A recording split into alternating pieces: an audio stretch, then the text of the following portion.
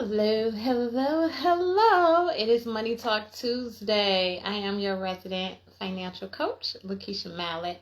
Just want to jump in and share something with you today. I was talking over with a client recently, and I just want to emphasize the importance of the three branches of wealth. First, let me go back. I'm going to explain what the three branches of wealth are, why each of them is important, and how if you don't get 1 and 2 in alignment, you won't get to 3.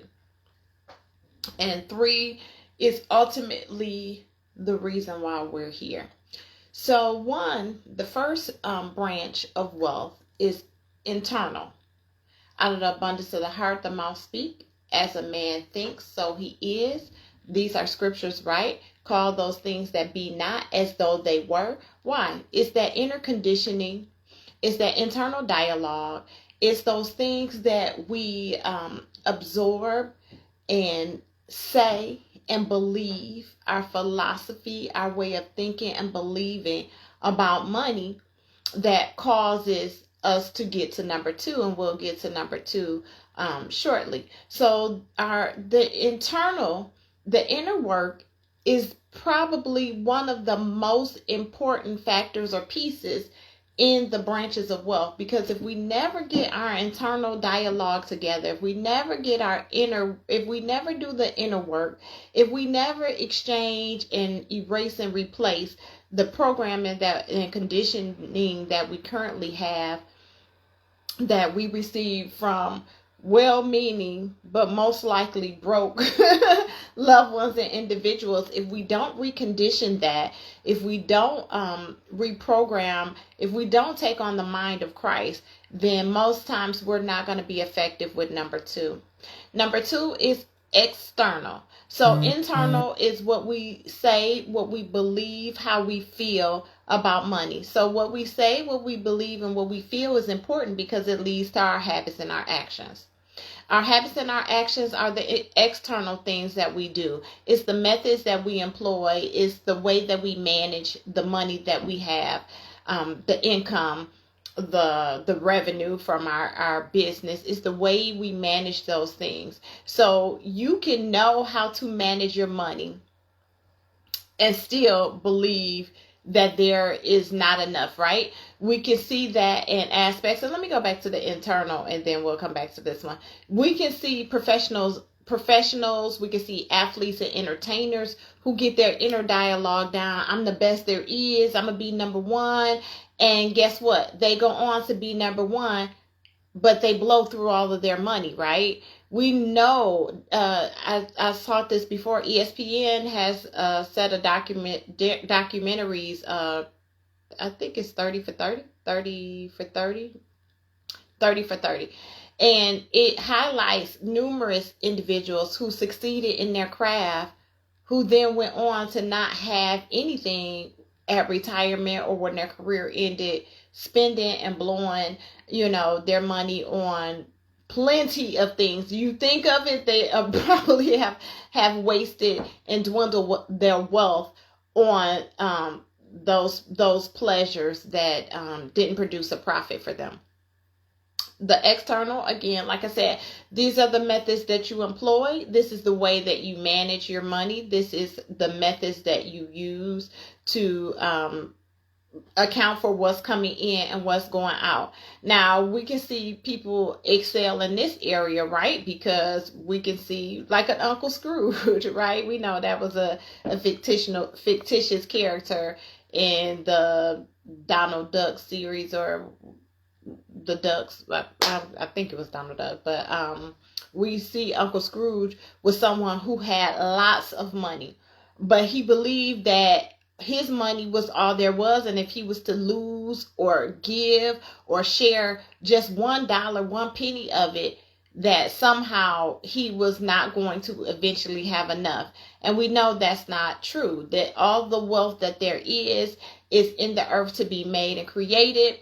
And there is plenty for all of us. We don't have to steal or take from someone else in order for us to have what is rightfully ours. We serve a Father I like to say one of my confessions, I am the rich child of a loving father. A cattle on 1,000 hills belongs to my dad. So if that is the guy, if that is the father, if that is whom I serve, then there is no reason that I should experience lack, that I shouldn't live a life of plenty, of affluence and abundance. So the external is just the methods that we employ on how we manage the resources that we have.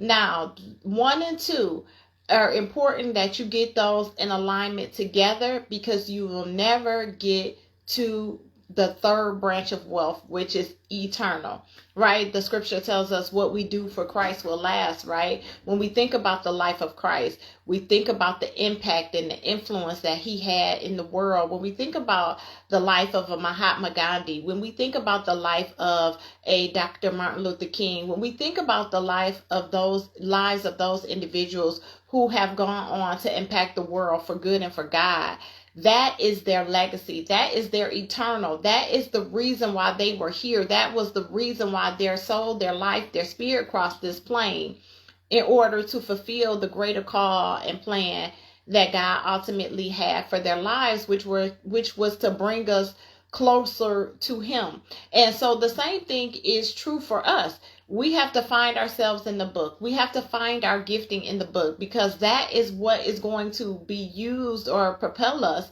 to having a life of influence and impact in this world. Is going to be what allows us to leave something, deposit something that in this earth that is going to last way past, our time here on this earth. Only what we do for Christ will last. So what we do with the gifts and talents that he has given us, that we deposit into this earth, that causes a harvest for other people to grow in him, grow closer to him, to know him. We are to do that with our funds. We are to do that with our resources. We are to do that with the gifts, the talents, the treasure that he has hidden in each and every one of our hearts, so that we can leave a legacy, not only for our children's children, but a legacy in this earth that is going to change the world for mankind, for humankind, so that it draws other people closer and closer to our Father. So those are the 3 branches of wealth. I just wanted to share those with you today, because to have a truly meaningful life, you must have all 3 of those branches operating in your life and in your world. If you are to live a life of impact and influence, if you are to deposit into this world, into this earth, what you were sent here to deposit, all 3 of those things have to be working in conjunction and working together for your life to truly have meaning and fulfillment.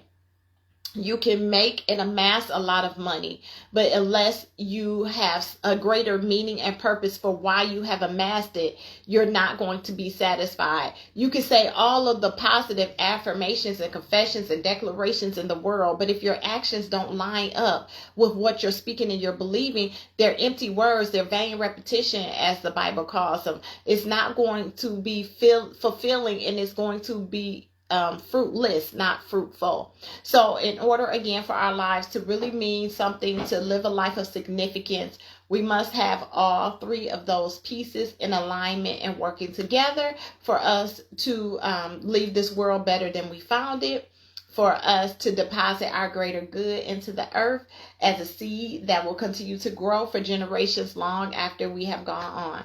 So I just want to share that with you all today. Again, I'm Lakeisha Mallett, your partner in prosperity, and I'm wishing you an amazing day.